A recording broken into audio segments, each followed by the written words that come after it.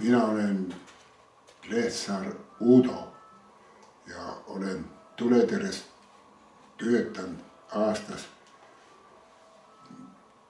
1953 kuni 1901. 1991. 91, jah. Ja ametikohaks oli teil? Treial. Ja tegin, muud tööd ka ja seal treimist tööd kogu aeg olnud. Kui nüüd äkki härra Lehtsaar meile räägib, mis asjad need on ja kes need tegi, need hüdropuldid? Need hüdropuldid on suure hüdropuldi koopiad. Täpselt sama suuga väiksemas kujus. Ja neid sai tehtud Tallinna üks Lepistoo nimel selle hüdropuldi järgi. Tähendab, Tallinna Tuletereühing tootes neid hüdropuldi miniatuure. Eiki, kas sina oskad äkki sellest rohkem rääkida? No ei, ega ma rohkem ei oska, aga ma tean seda, Siin nad enam ei teinud neid. Et Tallinna Tuletereühingus töötas 2 venda, 2 meistrimeest, Lepistid, üks oli Roman ja võt teise eesnime ei tule praegu meelde. Üks nendest oli Treial ja teine oli siis Tuletere tehnika remondi Luksepp.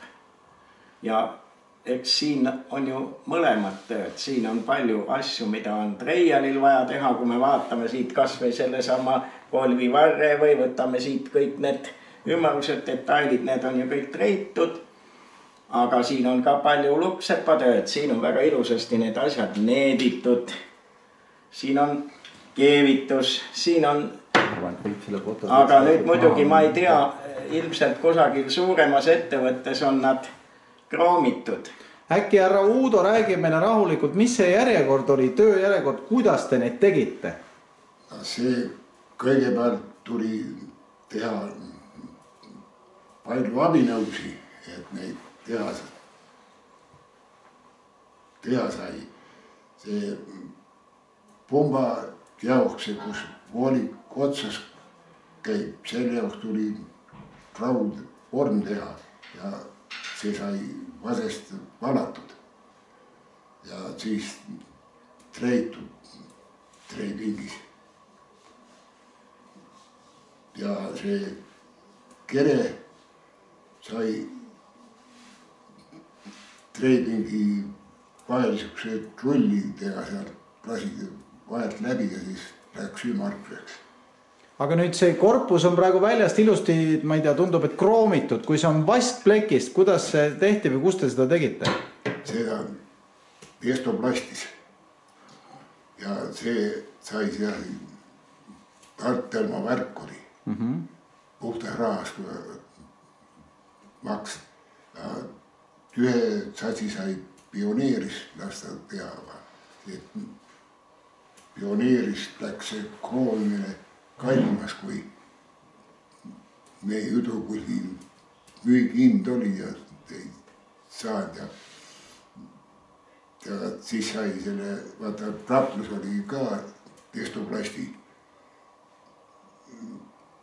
üks osakond ja siis üks estoplasti autojuht viis ja tõi, aga siis sai selle töö ära lõpetud, see oli keeruline asi, kuidas see ametlikult ei saanud. See oli Rapla Tuletereühingu täiesti ametlik müügiartikkel. Ja kellele te neid müüsite? Ega mina ei tea, kelle need müüdi, need ülemused viisid need sinna Tallinnasse, eks need kinkimise jaoks rohkem läksid. Ja osa Raplas sai ka mõnedele kingitud ja võistluste jaoks siis seal kingiti. Aga nüüd... Ma võib-olla segaks vahele, et 1988 toimus siis Järva Jaanis Eesti vabatahtliku Tuletere 200 aastapäeva puhul kuigi see oli see mustapeade tuletõrje, mis siis 200-aastaseks sai. Üks suur üritus, kus olid ka mitmesugused tuletõrjespordivõistlused ja nendel võistlustel oli seesama hüdropult siis auhinnaks. Nii et seal oli, mitte ei antud välja üks selline, vaid neid anti, ma ei tea, kui palju neid anti, aga ma arvan, et vähemalt 5-6, aga võib-olla ka 10. Kas härra Uudo mäletab, umbes kui mitu hüdropuldi miniatuuri Rapla ühingus sai valmis tehtud? Ma täpselt ei mäleta, 30 tükki või 40, aga mitte rohkem vist. 10 tükki võtsin korraga käsile ja... Mis sa arvad, Eiki, kui palju Tallinnas neid valmis tehti? Ei oska arvata, ei ole informatsiooni selle siis Tallinnas enam ei teinud, kui mina neid teinud. Käepideme materjal on millest? Mis? Käepideme materjal on millest?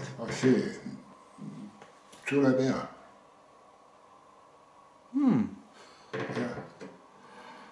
Ei polnud parem sinust. Ja nüüd see on töötav hüdropult, pane vesi sisse ja pumpa. Ja kohe tuleb. Kohe tuleb. Võib veiniga sisse panna. Võib veiniga sisse panna. Ma lõpetuseks küsin, et Uudo Lehtsaar läks pensionile aastal 1991. Ja. Kas te pärast seda olete ka sattunud üldse Rapla tuletõrjet vaatama, et kuidas nad elavad, kuidas nad toimetavad? Eks paar korda ikka on saanud käia. Aga seal uues depoos seal ühe korra käida, kus praegu on. Ja mis mulje jäi uuest depoost? Noh, ilus värk oli. Et ma täpsustan, et Uudo Lehtsaar on töötanud nii kõige esimeses Rapla pritsimajas kui teises pritsimajas ja käinud on siis nüüd ka nii-öelda kolmandas. No ja ühe korra olen. Aga võrdlus siis eelmistega? No eks iga asi läheb täiulikuks ja paremaks. Ega me seda teist seda ehitas viie ka tegime, müüri ja aknad panin ette ja aga nooremale põlvkonnale on mõni vana nii-öelda tuletõrje õpetussõna ka kaasa anda või? No, tulega ei maksa mängida.